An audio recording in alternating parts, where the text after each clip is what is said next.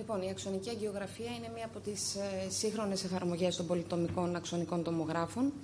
Η σάρωση των τμήματων του σώματος μπορεί να γίνει μέσα σε λίγα δευτερόλεπτα και μπορεί να αξιολογήσει συνήθως μεγάλα αγγεία, αρτηρίες και φλέβες όλου του σώματος. Όπως γνωρίζετε, οι πολυτομικοί αξονικοί τομογράφοι χρησιμοποιούν τις ακτίνες Χ, όπου γίνονται πολλαπλές αξονικές εικόνες κάθετες στον άξονα του σώματος, οι οποίες στη συνέχεια ανασυντίθεται με ειδικό λογισμικό, με ειδικούς υπολογιστές και μας παρέχουν την δυνατότητα να έχουμε δυσδιάστατες και τρισδιάστατες εικόνες. Η αξονική αγγιογραφία έχει εφαρμογή κυρίως στις παθήσεις της αορτής, όσον αφορά δηλαδή τα ανεβρίσματα, τις στενώσεις, τους ελέγχους πριν ή μετά την τοποθέτηση κάποιου στέντ, στον έλεγχο των αγγείων του ύπατος, ειδικά σε περίπτωση τραυματισμού ή στον προμεταμοσχευτικό έλεγχο, στο να διακρίνουμε ίσως κάποιες ανατομικές παραλλαγές και να τις υποσημειώσουμε, στον έλεγχο των νεφρικών αγγείων, κυρίως σε περίπτωση υπέρτασης, νεφραγγειακής υπέρτασης ή και πάλι σε προμεταμοσχευτικό έλεγχο για ανατομικές παραλλαγές. Συμβάλλει επίσης στην απεικόνιση των αγγείων των κάτω άκρων, συμπληρωματικά πάντα με το υπερηχογράφημα τρίπλεξ, όσον αφορά τη στένωση ή την απόφραξη. Εδώ μια εικόνα σχετικά με το πώς γίνεται η αξονική αγγιογραφία. Ο ασθενής έρχεται στο κρεβάτι του αξονικού με έναν πολύ καλό φλεβοκαθετήρα συνήθως, καλής βατότητας, ο οποίος συνδέεται με έναν εγχητή, ο οποίος περίπου περιέχει 150 cc ιωδιούχου σκιαγραφικού. Ακολούθως επιλέγουμε ένα συγκεκριμένο σημείο και αυτό είναι η ρίζα της... Δεν δουλεύει το pointer. Είναι η ρίζα της θωρακικής αορτής, είναι ακριβώς εκεί που είναι το κυκλάκι και ορίζουμε μία ελάχιστη πυκνότητα. Έτσι ώστε καθώς εγχύεται το σκιαγραφικό, όταν επιτευχθεί αυτή η πυκνότητα, αυτόματα ο αξονικός θα αρχίσει να κάνει τη σάρωση. Με αυτόν τον τρόπο ουσιαστικά επιτυγχάνουμε την καλύτερη σκιαγράφηση των αρτηριών. Και ξεκινώ με τη συχνότερη παθολογία του αρτηριακού συστήματος, που είναι τα ανεβρίσματα. Όπως γνωρίζετε, ανέβρισμα είναι η μόνιμη εντοπισμένη διάταση της αορτής, όπου η διάμετρος ξεπερνά τουλάχιστον πάνω από το 50% της φυσιολογικής διαμέτρου του αγγείου. Τα ανεβρίσματα, ανάλογα με την αιτιολογία, διακρίνονται κυρίως σε αρτηριοσκληρητικά, σε ανεβρίσματα λόγω της εκφύλισης του μέσου χιτώνα, όπως είναι τα σύνδρομα Μάρφαν ή Ehlers-Danlos, στα μετατραυματικά, τα μυκοτικά και τα φλεγμονώδη. Ανάλογα με την υφή του τυχώματος υπάρχουν τα αληθή όταν συμμετέχουν και οι τρεις στιβάδες του τυχώματος ή τα ψευδή. Και μορφολογικά έχουμε τα ατρακτοειδή και τα σακοειδή. Η αξονική αγγιογραφία τώρα. Η αξονική αγγιογραφία βοηθάει τόσο στη διάγνωση και στην ακριβή περιγραφή ενός ανεβρίσματος, στον προεγχειρητικό σχεδιασμό, στα ανεβρίσματα τα οποία πρόκειται να αντιμετωπιστούν είτε με ανοιχτό χειρουργείο είτε με ΒΑΡ, στην παρακολούθηση κυρίως του ρυθμού αύξησης του μεγέθους, στο να υποσημειώσει αν υπάρχει κίνδυνος ρήξης, αλλά και στη μετεγχειρητική παρακολούθηση των ασθενών. Υπάρχουν κάποια guidelines σχετικά με την πρόληψη, με το screening test των ασθενών για ανέβρισμα, όπου προτείνεται συνήθως άνω των 60 ετών ένα υπερηχογράφημα κοιλίας ίσως αρκεί στο να αναδείξει κάποιο ανέβρισμα. Ακολούθως η παρακολούθηση για ασθενείς με ανεβρίσματα με εύρος από 4 έως 5,4 εκατοστά. Η παρακολούθηση πρέπει να γίνεται κάθε 6 με 12 μήνες, είτε με υπερηχογράφημα είτε με αξονική τομογραφία. Σε ασθενείς με μικρά ανεβρίσματα, κάτω δηλαδή των 4 εκατοστών, αρκεί συνήθως η παρακολούθηση με κάποιο υπερηχογράφημα κάθε 2 χρόνια ή 3. Από εκεί πέρα η αντιμετώπιση συνήθως συστήνεται σε ανεβρίσματα πάνω από 5 με 5,4 εκατοστά ή σε μικρότερα που ο ρυθμός αύξησης είναι πάνω από περίπου μισό εκατοστό το χρόνο. Σύμφωνα με guidelines επίσης, το θέμα είναι πώς γίνεται αυτή η παρακολούθηση και ακριβώς τι πρέπει να περιγράψουμε. Συνήθως τα ανεβρίσματα πρέπει να παρακολουθούνται με τη μέθοδο που έχει το χαμηλότερο ιατρογενή κίνδυνο. Γι' αυτό έχει εγκαταλειφθεί σαν follow-up ή σαν παρακολούθηση η αγγιογραφία. Επίσης πρέπει να συνυπολογίζονται παράγοντες όπως είναι η πιθανή εγκυμοσύνη, το ιστορικό νεφρικής δυσλειτουργίας ή η αλλεργία σε κάποιο σκιαγραφικό μέσο. το σημαντικό που πρέπει να κρατήσουμε είναι ότι οι έλεγχοι των ανευρισμάτων πρέπει να γίνονται πάντα με την ίδια απεικονιστική μέθοδο. Αν κάποιος έχει μετρήσει το ανέβρισμά του με υπερηχογράφημα, πρέπει να το επανελέγξει πάλι με υπερηχογράφημα. Αν έχει προηγηθεί αξονική αγγιογραφία, για να μετρήσουμε ακριβώς το πόσο έχει μεγαλώσει το ανέβρισμα ή αν είναι σταθερό, πρέπει να γίνει πάλι αξονική αγγιογραφία. Η αξονική αγγιογραφία τώρα συγκριτικά με το υπερηχογράφημα μπορεί με μεγαλύτερη διαγνωστική ακρίβεια να περιγράψει κάποια χαρακτηριστικά του ανεβρίσματος. Ουσιαστικά κάνει μια πλήρη και σωστή περιγραφή ανεβρίσματος. Μπορεί να, καταρχάς το πρώτο είναι να εντοπίσει πού βρίσκεται, δηλαδή να διακρίνει ένα υπονεφρικό από ένα υπερνεφρικό ανέβρισμα. Εδώ είναι μια εικόνα υπονεφρικού ανεβρίσματος σε εγκάρσια τομή, σε οβελία και σε στεφανία τομή.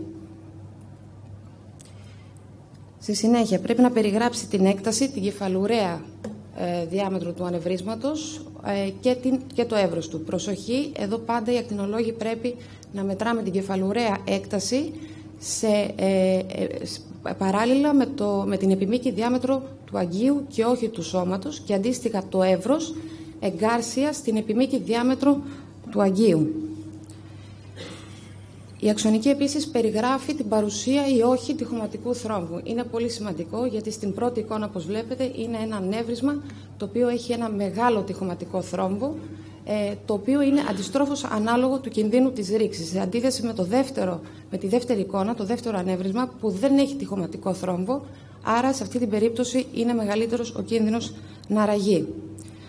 Ακολούθως περιγράφουμε και τις κοινές λαγόνιες αρτηρίες, αν δηλαδή υπάρχει κάποια στένωση, αν υπάρχει κάποια διάταση, αν έχουν σημαντικές αθυρωματικές αλλοιώσεις ή ελικώσεις. Γιατί αυτό είναι πάρα πολύ σημαντικά στοιχεία για τους αγγειοχειρουργούς που θα προχωρήσουν σε ΕΒΑΡ.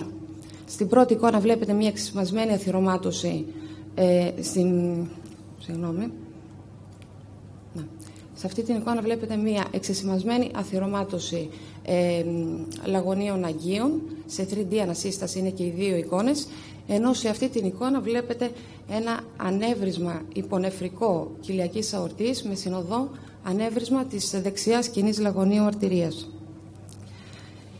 Το προτέρημα της αξονικής πάλι τομογραφίας και αγγιογραφίας σε σχέση με το υπερηχογράφημα είναι ότι μπορεί να σημειώσει τον κίνδυνο της ρήξης σε κάποιες περιπτώσεις. Αν υπάρχει ένας μεγάλος τυχωματικός θρόμβος με κάποια υπέρπυκνα στοιχεία, όπως βλέπετε σε αυτή την πρώτη εικόνα, αυτό εδώ, μπορεί να υποδηλώνει κάποια σημεία μικροαιμορραγίας.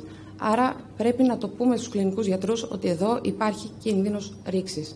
Το ίδιο ισχύει και με τη δεύτερη εικόνα, όπου βλέπουμε μία γραμμοειδή απεικόνηση του περιαορτικού λίπους. Όλα αυτά τα σημεία για μας είναι σημεία επικείμενης ρήξης.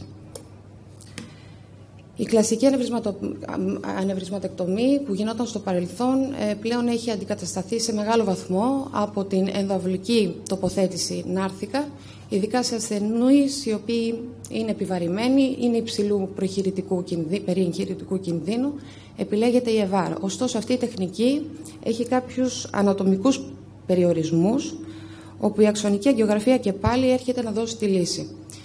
Οι περιορισμοί αυτοί ενδεικτικά αναφέρω ότι ο αυχένας του ανεβρίσματος κάτω από τις νεφρικές αρτηρίες πρέπει να είναι τουλάχιστον 1,5 εκατοστό. Η διάμετρος του κεντρικού αυχένα του ανεβρίσματος πρέπει να μην ξεπερνά τα 3 εκατοστά. Η γωνίωση να είναι κάτω από 60 μοίρες. Η γωνίωση των κοινών λαγωνίων να είναι κάτω από 90. Η διάμετρος των κοινών λαγωνίων κάτω από 18 και των έξω λαγωνίων πάνω από 7, έτσι ώστε να μπορούν να περάσουν τα σύρματά τους οι αγγιοχειρουργοί. Αντίστοιχα εδώ αυτοί οι ανατομικοί περιορισμοί σχηματικά σε αυτή την εικόνα και αντίστοιχα οι μετρήσεις που μπορούμε να κάνουμε σε αυτή τη 3D ανασύσταση. Βέβαια τις μετρήσεις τις κάνουμε συνήθως σε στεφανία ή οβελία επίπεδα. Εδώ έχω παραθέσει ένα παράδειγμα, μέτρηση αυτού του υπονεφρικού ανεβρίσματος σε σχέση με την έκφυση των νεφρικών. Ο αυχένας είναι περίπου 8 χιλιοστά. Άρα αυτός ο ασθενής δεν είναι υποψήφιος για ΕΒΑΡ, γιατί σε αυτήν την περίπτωση δεν θα μπορεί κάπου να γυροβολήσει το στέντ. Σε αντίθεση με τη δεύτερη εικόνα, όπου ο αυχένας είναι περίπου 2-2,5 εκατοστά, επομένως υπάρχει περιθώριο. Εδώ μία οριακή περίπτωση εγωνίωσης των κοινών λαγωνίων, που είναι περίπου 90 μοίρες, και αντίστοιχα εδώ ένα σχετικά καλό εύρος στην αριστερή κοινή λαγώνιο. Στο follow-up τώρα των ασθενών που έχουν υποβληθεί σε ΕΒΑΡ, πάλι σημαντικό ρόλο και κυρίαρχο ρόλο έχει η αξονική αγγιογραφία.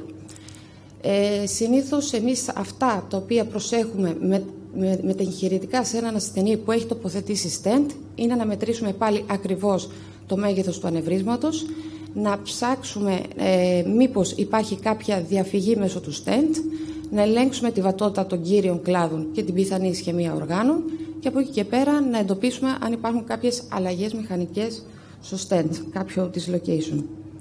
Η κύρια και πρώτη επιπλοκή είναι οι διαφυγές. Οι διαφυγές είναι διαφόρων ειδών, είναι σε αυτή τη δεύτερη εικόνα. Τύπου 1 μπορεί να είναι στα σημεία προσάρτησης του stent, τύπου 2 να υπάρχει κάποιο backflow από κάποιο άλλο αγγείο μέσα στο θρόμβο, διαφυγές από τα σημεία προσάρτησης των διάφορων τμήματων, γιατί συνήθως είναι διχαλωτά τα stent, ή μέσω των πόρων ή κάποια αστοχία του υλικού. Και πάλι, όπως βλέπετε εδώ, η εξέταση εκλογής είναι η αξονική αγγιογραφία. Παραθέτω ένα παράδειγμα διαφυγής. Ένας χειρουργημένος ασθενής με τοποθέτηση διχαλωτού stent. Βλέπετε ότι μετά την έγχυση του σκιαγραφικού, την αξονική αγγιογραφία, είδαμε μια υπέρπυκνη περιοχή, ουσιαστικά μια διαφυγή σκιαγραφικού μέσα στο θρόμβο, όπως σε εγκάρσια τομή εδώ και σε στεφανία, που ουσιαστικά ήταν μια διαφυγή τύπου 3. Περνάω στις πιο οξύες και επίγουσες καταστάσεις της κοιλιακής αορτής, με πρώτη από όλες τη ρήξη του ανευρίσματος. Οι ασθενείς αυτοί συνήθως, όπως γνωρίζετε, έρχονται σε κατάσταση ολιγεμικού σοκ. Είναι μια κατάσταση που συνοδεύεται με αυξημένη θνητότητα. Εφόσον ο ασθενής είναι σχετικά αιμοδυναμικά σταθερός και συνήθως συνοδεύεται από τον θεράποντα ιατρό, μπορεί να κατεβεί στο χώρο του αξονικού, όπου εκεί για μας αρκεί μια απλή αξονική. Απλή αξονική χωρίς σκιαγραφικό, έτσι ώστε να επιβεβαιώσουμε την κλινική υποψία, δηλαδή την παρουσία αίματος στον επισωπεριτονεϊκό χώρο, όπως φαίνεται σε αυτήν εδώ την εικόνα. Είναι υπέρπυκνη συλλογή, πέριξη της αορτής, που ασαφοποιεί το ψωίτη και ενδεχομένως επεκτείνεται και στον παρανεφρικό χώρο. Άλλα σημεία μπορεί να είναι η λύση, η ασυνέχεια των αθυρωματικών αλλοιώσεων της κοιλιακής αορτής ή μια παρουσία πιο υπέρπυκνου στοιχείου κοντά στο σημείο της ρήξης, όπου είναι ένας θρόμβος και αυτός ίσως μας κατευθύνει για το ακριβές σημείο της ρήξης. Αν όμως ο ασθενής είναι σχετικά αιμοδυναμικά σταθερός και υπάρχει χρόνος, μπορούμε να κάνουμε αξονική αγγιογραφία, όπου θα δούμε σε αυτή την περίπτωση την εξαγγείωση του σκιαγραφικού, εφόσον υπάρχει ενεργός εξαγγείωση, άρα θα βοηθήσουμε ίσως περισσότερο τους χειρουργούς με το να τους δηλώσουμε, το να τους πούμε ποιο είναι το ακριβές σημείο της διαφυγής. Το ενδοτυχωματικό αιμάτωμα είναι άλλη μια σημαντική αιτία οξέως αορτικού συνδρόμου. Είναι η παρουσία του αίματος μέσα στο τείχομα του αγγείου, λόγω της ρήξης των βάσα βασόρου μέσα στο μεσοχιτώνα. Γι' αυτό το λόγο, σε οποιοδήποτε αορτικό σύνδρομο ή σύμβαμα, εμείς δεν πρέπει να κάνουμε αξονική αγγιογραφία κατευθείαν. Πάντα πρέπει να προηγείται μία απλή αξονική. Ακριβώς γι' αυτό το λόγο, για να μην χάσουμε την περίπτωση του ενδοτυχωματικού αιματώματος. Το ενδοτυχωματικό αιμάτωμα φαίνεται σαν μία μηνοειδής, υπέρπυκνη, άσπρη περιοχή στο τείχομα του αγγείου, εδώ στην κατιούσα αορτή και εδώ αντίστοιχα στην κοιλιακή αορτή. Διαχωρισμός, άλλη μία επίγουσα κατάσταση. Διαχωριστικά ανεβρίσματα της αορτής, όπως γνωρίζετε, είναι η είσοδος του αίματος ανάμεσα στο μέσο και στο έσω χιτώνα, με αποτέλεσμα να δημιουργείται ένας δεύτερος αυλός. Σύμφωνα κατά Στάνφορντ, οι διακρίσεις είναι σε τύπου Α και Β, εξαρτάται από το που εκκινεί η μεμβράνη του διαχωρισμού. Αν εκκινεί κεντρικότερα της αριστερής υποκλειδίου αρτηρίας έχουμε τον τύπο Α, και τον τύπο Β όταν εκκινεί περιφερικότερα της αριστερής υποκλειδίου. Για μας αυτό είναι πάρα πολύ σημαντικό στο να αναδείξουμε την μεμβράνη του διαχωρισμού και κατάλληλη βέβαια απεικονιστική μέθοδος είναι η αξονική αγγιογραφία. Να διευκρινίσουμε ότι σε αυτές τις εικόνες ακριβώς αυτή εδώ η μαύρη γραμμή είναι η μεμβράνη του διαχωρισμού. Εδώ είναι ένας διαχωρισμός τύπου Α, καθώς βρίσκεται στο αορτικό τόξο, ενώ εδώ ένας διαχωρισμός τύπου Β, γιατί όπως βλέπετε εκκινεί περιφερικότερα της αριστερής υποκλειδίου. Είναι πολύ σημαντικός ο τύπος του ανευρίσματος, γιατί είναι εντελώς διαφορετική η αντιμετώπιση. Ο τύπος Α κατευθείαν μπαίνει στο χειρουργείο, ενώ ο τύπος Β συνήθως τον αντιμετωπίζουν συντηρητικά, με στενή παρακολούθηση και με ρύθμιση της αρτηριακής πίεσης. Κάποια χαρακτηριστικά για μας είναι η ανάδειξη του ψευδούς και του αληθούς αυλού. Ο αληθής αυλός συνήθως είναι ο μικρότερος αυλός, που σκεγγραφείται πιο πρώιμα και ίσως και λίγο πιο έντονα, ενώ ο ψευδής αυλός είναι συνήθως μεγαλύτερος, αγκαλιάζει τον αληθή, έχει πιο ανώμαλη παρυφή και ίσως λίγο καθυστερημένη σκιαγράφηση. Και έχει και μία τάση με την πάροδο του χρόνου να θρομβώνεται. Από εκεί και πέρα, ως ακτινολόγοι στην αξονική αγγιογραφία του θώρακος και της κοιλιάς, πρέπει να διευκρινίσουμε ποια αγγεία συμμετέχουν, μέχρι πού εκτείνεται ο διαχωρισμός και ποια αγγεία συμμετέχουν σε αυτό. Εδώ άλλο ένα παράδειγμα διαχωρισμού τύπου Α, με τη διαχωριστική μεμβράνη εδώ στην ανιούσα αορτή και αντίστοιχα εδώ στην κατιούσα αορτή. Εδώ ένα παράδειγμα διαχωρισμού. Εδώ αυτός είναι ο αληθής αυλός, όπως βλέπετε. Ο μεγαλύτερος που αγκαλιάζει τον αληθή είναι θρομβωμένος και είναι ο ψευδής αυλός, και η αριστερή νεφρική αρτηρία εκκινεί από τον ψευδή αυλό, με αποτέλεσμα να έχει ισχυμίσει όλος ο αριστερός νεφρός. Αντίστοιχο παράδειγμα δίπλα, πάλι ο διαχωρισμός, τον βλέπετε εδώ στην κοιλιακή αορτή, έχει επεκταθεί στην αριστερή νεφρική αρτηρία και έχει προκαλέσει ένα τριγωνικό ισχυμικό έμφρακτο στον αριστερό νεφρό.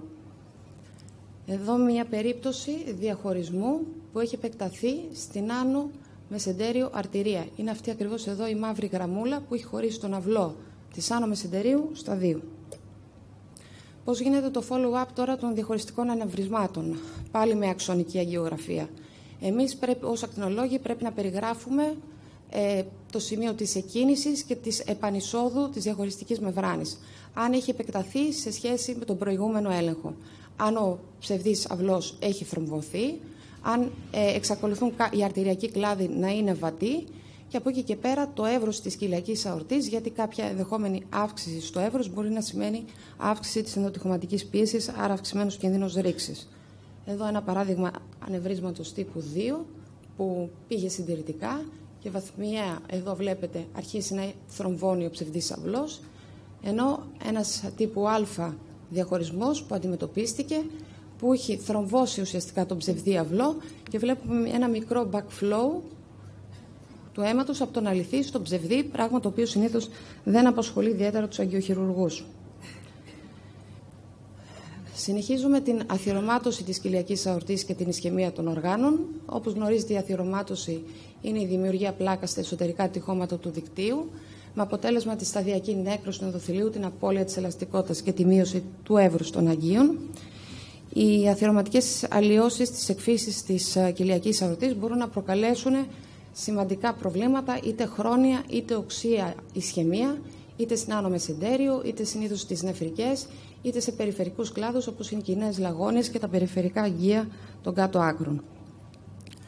Η απόφραξη της άνω μεσεντερίου μπορεί να προκαλέσει μια οξεία εικόνα με διαξυφιστικό άλγος, που συνήθως οι ασθενείς έρχονται στα επίγοντα με έντονο κοιλιακό άλγος που δεν υφίεται ούτε με τα αναλγητικά, έχουν συνοδά συμπτώματα όπως ναυτία έμετη ή και κάποιο γνωστό ιστορικό αγγιοπάθειας, καρδιοπάθειας. Σε αυτή την περίπτωση, όταν ο κλινικός γιατρός υποψιάζεται μεσεντέριο ισχαιμία, η εξέταση που πρέπει να ζητήσει είναι η αξονική αγγιογραφία.